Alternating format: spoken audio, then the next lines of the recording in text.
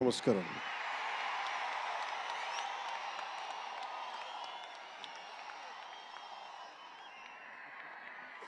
ఎలా చెప్పాలో నాకు తెలియదు.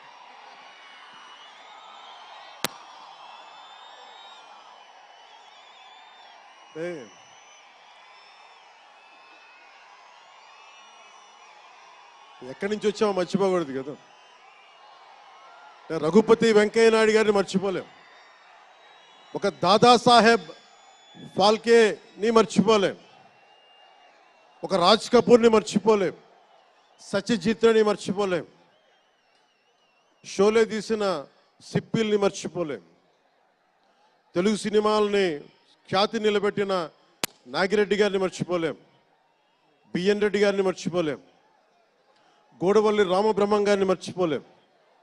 ఈ రోజున ఇంతమంది వేదిక పైన శంకర్ గారు లాంటి నిష్ణాతులు,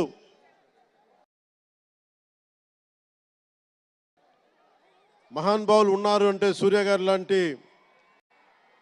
నటుడు దర్శకులు ఉన్నారంటే మేము మూలాలు మర్చిపోకూడదు. తెలుగు చిత్ర పరిశ్రమ పెద్దలందరికీ గుర్తు చేసుకుంటూ, తెలుగు జాతికి పేరు తెచ్చిన ఎన్టీ రామారావు గారికి మనస్ఫూర్తిగా ఆయనని గుండె లోతుల్లోంచి ఆయనకి స్మరించుకుంటూ, అలాగే పవన్ కళ్యాణ్ ఉన్నా, రామ్ చరణ్ ఉన్నా, ఏ హీరోలు ఉన్నా కానీ దానికి మూలం మెగాస్టార్ చిరంజీవి గారు. మీరందరూ గేమ్ చేంజర్ అనొచ్చు, ఓజీ అనొచ్చు.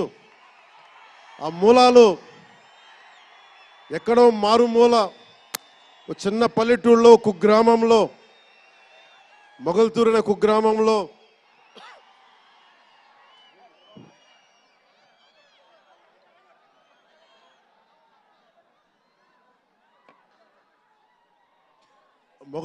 కుగ్రామంలో చదువుతూ విఆర్ఎస్ఎన్ వైఆర్ఎన్ కాలేజ్ నర్సపూర్లో చదువుకుంటూ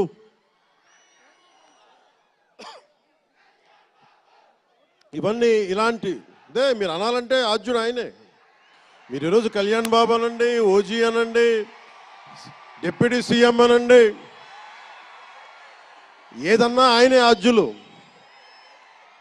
నేను మూలాలు మర్చిపోను. నేను ఎప్పుడు రఘుపతి వెంకయ్య నాయుడు గారిని మర్చిపోం, దాదాసాహెబ్ ఫాల్కే అవార్డు గ్రహీతను దాదాసాహెబ్ ఫాల్కే గారిని మర్చిపోం. మూలాలు మనం ఎప్పుడు మర్చిపోం. అలాగే మేమందరూ రామారావు గారిని మర్చిపోలేం. ఇంతమంది తెలుగు చిత్ర పరిశ్రమ ఇక్కడ కదిలింది, వచ్చింది అంటే దాని స్ఫూర్తి ఒక అక్కినేని నాగేశ్వరరావు గారు, రామారావు గారు, ఘట్టమనేని కృష్ణ గారు, ఒక శోభన్ బాబు గారు, ఎంతోమంది నిష్ణాతులు పెద్దలు తెలుగు చిత్ర పరిశ్రమ కోసం శక్తియుక్తులు ధారపోసిన వారు.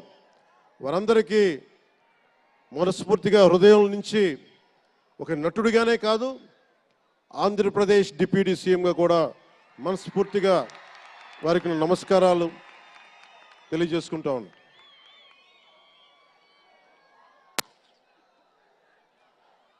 ఈ రోజున